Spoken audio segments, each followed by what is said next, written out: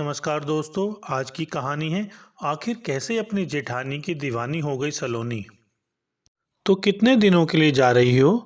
Plate से एक और समोसा उठाते हुए दीपाली ने पूछा। यही कोई 8-10 दिनों के लिए, सलोनी ने उकताए से स्वर में कहा। ऑफिस के टी ब्रेक के दौरान दोनों सहेलियां कैंटीन में बैठी बतिया रही थी। सलोनी की कुछ महीने पहले ही दीपेन से नई नई शादी हुई थी। दोनों साथ काम करते थे। कब प्यार हुआ पता नहीं चला और फिर चट मंगनी पट ब्याह की तर्ज पर अब दोनों शादी करके एक ही ऑफिस में काम कर रहे थे, बस डिपार्टमेंट अलग था। सारा दिन एक ही जगह काम करने के बावजूद उन्हें एक दूसरे से मिलने जुलने की फुर्सत नहीं होती थी। आईटी क्षेत्र की नौकरी ही कुछ ऐसी होती है। अच्छा, एक बात बताओ कि तुम रह कैसे लेती हो उस जगह? तुमने बताया था कि किसी देहात में है तुम्हारी ससुराल। दीपाली आज पूरे मूड में थी सलोनी को चिढ़ाने के। वह जानती थी ससुराल के नाम से कैसे चिढ़ जाती है सलोनी। जाना तो पड़ेगा ही, इकलौती नंद की शादी है, अब कुछ दिन झेल लूंगी, कह सलोनी ने कंधे उचकाए। और तुम्हारी जेठानी, क्या बुलाती हो तुम उसे? हाँ, भारतीय नारी अबला बेचारी। और दोनों फक से हंस पड़ी। यार मत पूछो, क्या बताऊं। उन्हें देखकर मुझे किसी पुरानी हिंदी फिल्म की हीरोइन याद आ जाती है। एकदम गंवार है, गंवार। हाथ भर चूड़ियां, मांग सिंदूर से पुती और सिर पर हर वक्त पल्लू टिकाए घूमती है। कौन रहता है आज के ज़माने में इस तरह? सच कहूँ तो ऐसी पिछड़ी औरतों की वजह से ही मर्द हम औरतों को कमतर समझते हैं। पता नहीं कुछ पढ़ी लिखी हैं भी या नहीं। खैर मुझे क्या, काट लूँगी कुछ दिन किसी तरह। चल, टाइम हो गया है, बॉस घूर रहा है। और फिर दोनों अपनी अपनी सीट पर लौट गई। सलोनी शहर में पढ़ी लिखी आधुनिक लड़की थी। दीपेन से शादी के बाद जब उसे पहली बार अपने ससुराल जाना पड़ा तो उसे वहाँ की कोई चीज़ पसंद नहीं आई।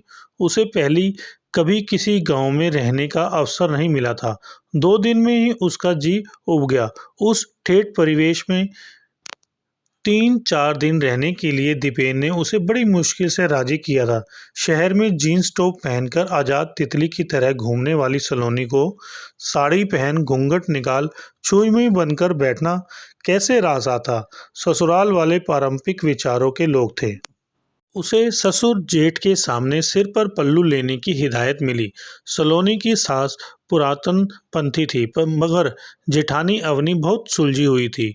छोटी नंद गौरी नई भाभी के आगे पीछे घूमती रहती थी। सलोनी गांव की औरतों की सरलता देख हैरान होती। वह खुद दिल की बुरी नहीं थी, मगर ना जाने क्यों पारंपरिक औरतों के बारे में उसके विचार कुछ अलग थे। सिर्फ घर गृहस्थी तक सीमित रहने वाली ये औरतें उसकी नज़रों में एकदम गंवार थी। शहर में अपनी नई अलग गृहस्थी बसाकर सलोनी खुश थी। यहाँ सास नंद का कोई झंझट नहीं था। जो जी में आता वह करती, कोई रोकने टोकने वाला नहीं था। दीपेन और सलोनी के दोस्त वक्त बेवक्त दमक जाते। घर पर आए दिन पार्टी होती। दिन मौज मस्ती में गुजर रहे थे। कुछ दिन पहले ही दीपेन की छोटी बहन गौरी की शादी तय हुई थी। शादी का अवसर था।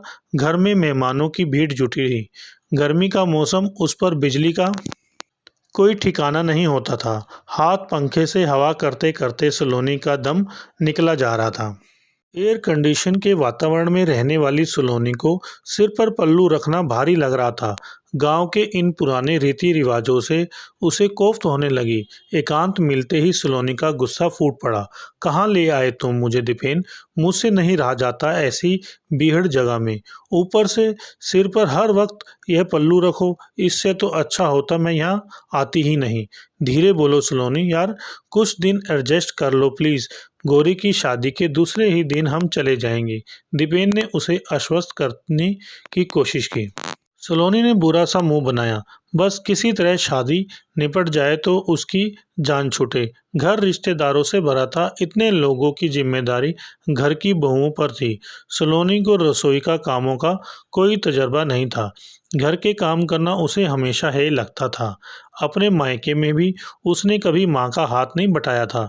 ऐसे में ससुराल में जब उसे कोई काम सौंपा जाता तो उसके पसीने छूट जाते। जेठानी अवनी उम्र में कुछ साल बड़ी थी, मगर पूरे घर की जिम्मेदारी उसने हंसी खुशी उठा रखी थी।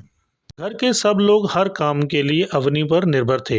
हर वक्त सबकी जुबान पर अवनी का नाम होता। सलोनी भी उस घर की बहू थी, मगर उसका वजूद अवनी के सामने जैसे था ही नहीं, और सलोनी भी यह बात जल्दी समझ गई थी। घर के लोगों में अवनी के प्रति प्यार दुलार देखकर सलोनी के मन में जलन की भावना आने लगी थी।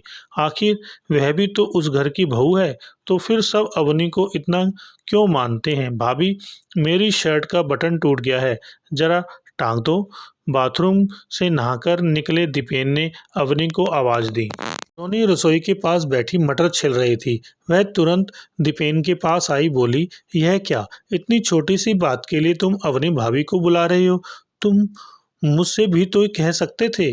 और फिर उसने दीपेन को गुस्से से घूरा। मुझे लगा तुम्हें ये सब नहीं आता होगा। सलोनी को गुस्से में देख दीपेन सकपका गया। तुम क्या मुझे बिल्कुल अनाड़ी समझते हो? कह उसके हाथ से शर्ट लेकर सलोनी ने बटन टाँक दिया।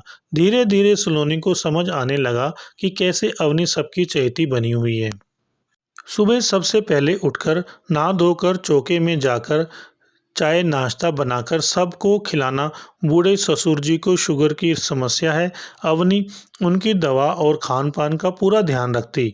सासू माँ भी अवनी से खुश रहती। उस पर पति और 2 छोटे बच्चों की देखभाल की जिम्मेदारी निभाते हुए भी मजाल है कि बड़ों के सामने पल्लू सिर से खिसक जाए।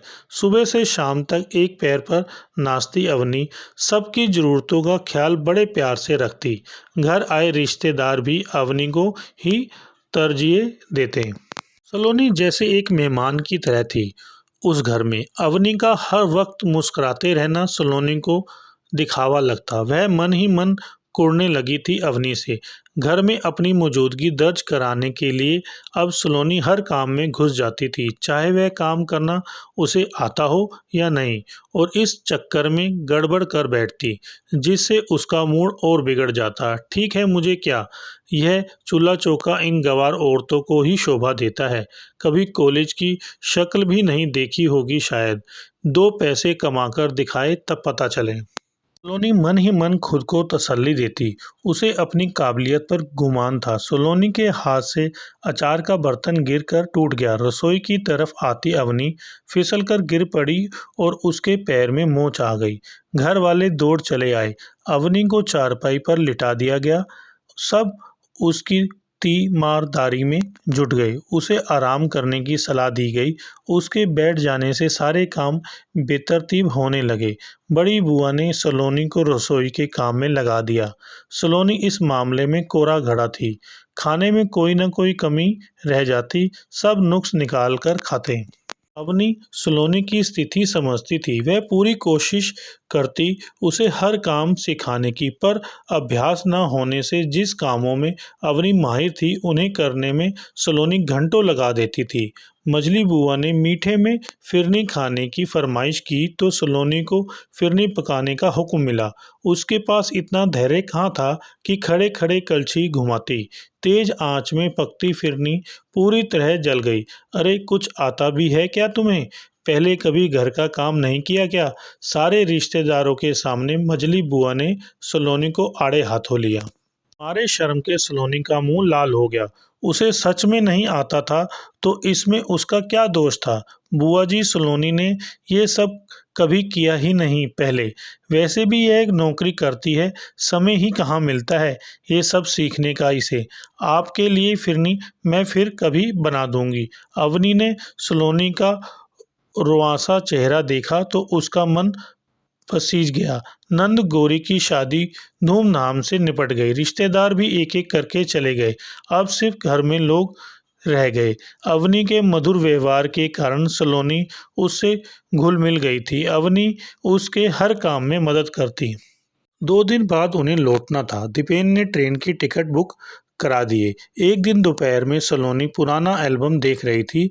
एक फोटो में अवनी सिर पर काली टोपी लगाए काला चोंगा पहने थी। फोटो शायद कॉलेज के समारोह का था।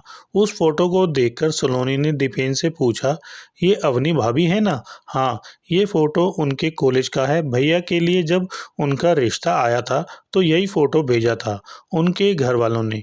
कितनी पढ़ी लिखी है अवनी भाभी? सलोनी हैरान थी। अवनी भाभी डबल एमए हैं। वे तो नौकरी भी करती थी। उन्होंने पीएचडी भी की हुई है। शादी के कुछ समय बाद माँ बहुत बीमार पड़ गई थी। बेचारी भाभी ने कोई कसर नहीं रखी उनकी तीमारदारी में, अपनी नौकरी तक छोड़ दी। अगर आज माँ ठीक है तो सिर्फ भाभी की वजह से। तुम जानती नहीं सलोनी, भाभी ने इस घर के लिए बहुत कुछ किया है। वे चाहती तो आराम से अपनी नौकरी कर सकती थी, मगर उन्होंने हमेशा अपने परिवार को प्राथमिकता दी है। सलोनी जिस अवनी भाभी को अनपढ़ समझती रही, वह इतनी काबिल होगी इसका तो उसे अनुमान भी नहीं था। पूरे घर की धुरी बनकर परिवार संभाले हुए अवनी भाभी ने अपनी शिक्षा का घमंड दिखाकर कभी घर गृहस्थी के कामों को छोटा नहीं समझा था। सलोनी को अपनी सोच पर ग्लानि होने लगी। उसने आधुनिक कपड़ों और रहन सहन को ही शिक्षा का पैमाना माना था। अरे भाई, कहाँ हो तुम लोग? बिट्टू के स्कूल के प्रोग्राम में चलना नहीं है क्या? कहते हुए अवनी भाभी सलोनी के कमरे में गई। हाँ भाभी, बस अभी 2 मिनट में तैयार होते हैं। सलोनी और दीपेन हड़बड़ाते हुए बोले। बिट्टू को अपनी क्लास के बेस्ट स्टूडेंट का अवार्ड मिला। हर विषय में वह अव्वल रहा था। उसे प्राइज देने के लिए बाद प्रिंसिपल ने जब माँ बाप के स्टेज पर 2 शब्द कहने के लिए आमंत्रित किया तो बड़े भैया बोले, अवनी तुम जाओ, मुझे समझ नहीं आता कि क्या बोलना है। बड़े आत्मविश्वास के साथ माइक पकड़े अवनी भाभी ने अंग्रेजी में अभिभावक की जिम्मेदारियों पर जब शानदार स्पीच दी तो हॉल तालियों की गड़गड़ाहट से गूंज उठा। घर लौटने के बाद दीपेन से सलोनी ने कहा, सुनो, कुछ दिन और रुक जाते हैं यहाँ, लेकिन तुम्हारा तो मन नहीं लग रहा था, इसलिए तो इतनी जल्दी वापस जा रहे थे। दीपेन हैरान होकर बोला, नहीं, अब मुझे यहाँ अच्छा लग रहा है। मुझे अपनी भाभी से बहुत कुछ सीखना है। सलोनी उसके कंधे पर सिर टिकाते हुए बोली, वाह, तो यह बात है। फिर तो ठीक है, कुछ सीख जाओगी तो कम से कम जला खाना तो नहीं खाना पड़ेगा। दीपेन ने उसे छेड़ा और फिर दोनों हंस पड़े। हेलो दोस्तों, अगर आपको हमारी ये वीडियो अच्छी लगी हो तो लाइक करें, शेयर करें और कमेंट्स करके बताएं कि हमारी ये वीडियो आपको कैसी लगी। साथ में चैनल को सब्सक्राइब करके बेल आइकन जरूर दबाएं।